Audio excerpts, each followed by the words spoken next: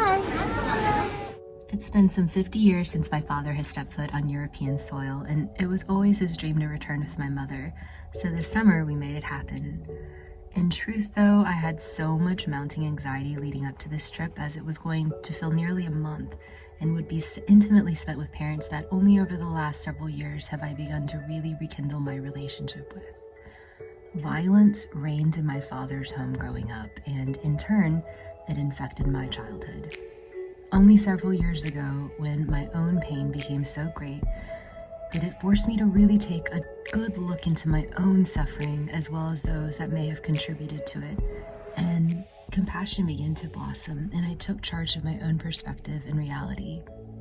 It really resonated with me when I first read that the greatest flex of all is a calm nervous system. So during this trip, when there were hints of panic or fear that could induce anxiety, I remembered to return to my breath and move through each now moment, rooted in the present, mindfully and slowly, intentionally and joyfully. Our first stop was Georgia, where we were received by my parents and my auntie to one of my top love languages, which is my favorite home-cooked meals. I spent those first few days harvesting from my father's miniature farm. I made behemoth smoothies with my father's collards, kale, and dandelion. And whatever time we could squeeze in, me and Jay flew on the bikes that my dad had restored. Growing up, my dad had polished up a rusty old bike that he found in the garbage into a bright fire engine red for me. We didn't have much, but I remember so many afternoons speeding around on that thing with my brothers, and being back on a bike now really recaptures that exhilarating freedom that you can taste so strongly when you're a kid. I was taking a walk by the creek in my parents' backyard this morning, and I found this beautiful piece just laying there exposed above the dirt. So gorgeous, and it actually sits too. Don't mind me, I just tumbled literally out of bed to come get my morning sun and decided to take a walk on my parents' beautiful property. I get my love of nature and growing things from my dad, and it's been so affirming to see all the things that he has growing, that he's made grow. And it's really peaceful out here, just the cicadas and the frogs at night, and it's been really nice to quell some of the anxiety I always have coming home. I decided this to present itself as a challenge of sorts, to have the opportunity to utilize my tools from my tool chest and trying to heal within myself instead of trying to go outward. And albeit it's only day 3, but it's really helped me be present and grounded and rooted in each moment. And nature always has that healing balm. It's that energy of healing balmness. So that's been really, really nice as a buttress to hold us all within, because yeah, life is chaotic and we all get so wrapped up in here, and sometimes we carry over resentments whether we're aware of it or not. I definitely didn't have the most happy childhood, and I could choose to focus on that and harbor resentment, or I could be here admiring the light streaming through the trees, the canopy of trees, and admiring all the beautiful things my dad has growing, and admiring him as he's out there with sweat rolling down his forehead as he's, tilling the ground. And you can choose to focus on what's important to you, and this is what I'm choosing. I'm choosing joy. Doesn't mean that the next better part of the month isn't going to be challenging, but I'm choosing to be here. We flew in late to Rome, but somehow gathered a burst of energy to take in our first sights. Trevi Fountain was closed when we first visited, and we finally got to see it this time.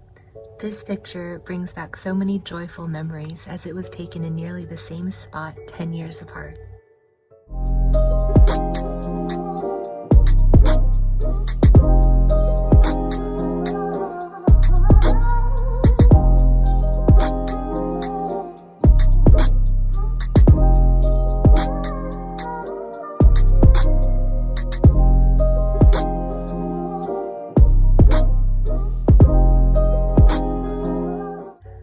Highlights for me included scootering all over the Roman cobblestone streets, only stopping for gelato. Watching the awe unfold on my parents' faces as we explored, the taste of literal fruit they've never tasted before. Seeing Mom blush at the nude beaches.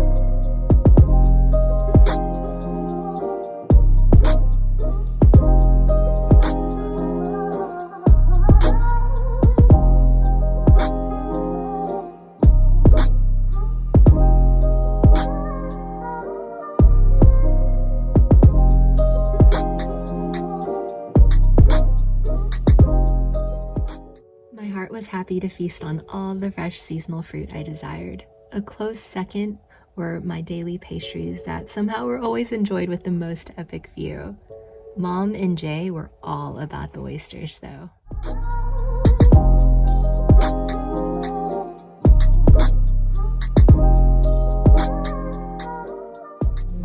We're in Portofino, and just as I began to walk, my flip-flop came apart, and I've worn these for 5 or 6 years, and they just happened to snap apart on vacation, which I thought was hilarious. But even more hysterical is that my father was like, give me your shoe, and he was like, I'm gonna fix it. And I was like very skeptical. Well, I wasn't skeptical because my dad's like that. And he, from where he stood, he picked up stuff from the ground, didn't even like venture off, and picked up random things, and like I think he found a stick and made a larger hole to bring the flip-flop through, the strap through, and then took like, I don't know, like a wire hanger he also found on the ground where he was and wrapped it around. And I am just so impressed. And so this has been holding up for several hours now, and I've just been using these flip-flops that my dad fixed for me on the fly, and I'm so impressed.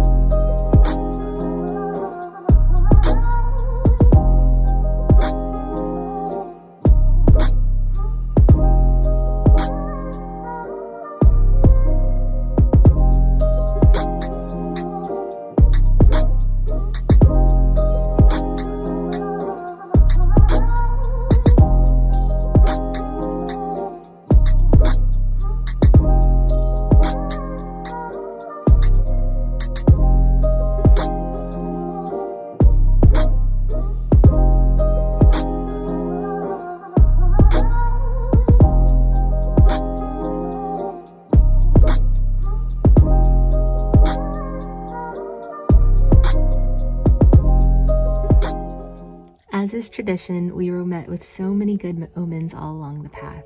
Dragonflies are very dear for us, and we cross paths with them in nearly every country we visited.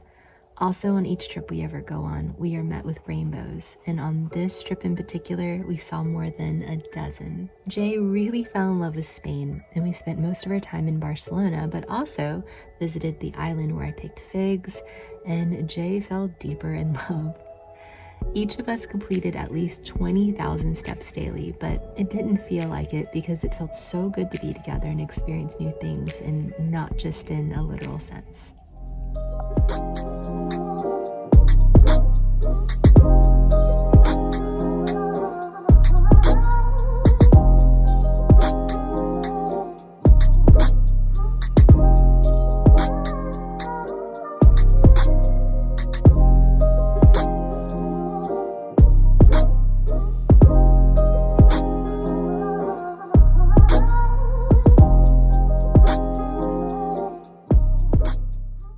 am deeply grateful that all of my intentions came to full fruition.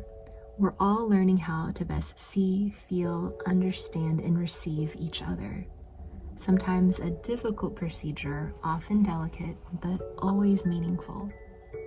I surrendered to the flow and had faith that everything would work out, to not rob myself of the joy happening all around me right now, instead of throwing precious energy into fear and anxiety. It meant the world to me that my family heard me when I shared that I feel the most loved when I feel seen and safe. It also never hurts to feed me. In all seriousness though, it also means the world to me that I notice how hard both my parents are trying. In our household, it's our default trauma response to have this inflated sense of urgency, so it was really meaningful to me to see everyone coming together with the intention of being as present as possible. There's a lot to process still, and making videos like this one always helps me. It's easy to blame, harder to cultivate compassion. It's easy to resent, harder to have the hard conversations and feel the hard feelings. It's easy to feel overwhelmed, but I've learned that slow is delicious, and all I need to do is to take it one breath at a time. Te quiero a ti, te quiero a ti, a ti, a ti, a ti, pero te quiero a ti, a ti.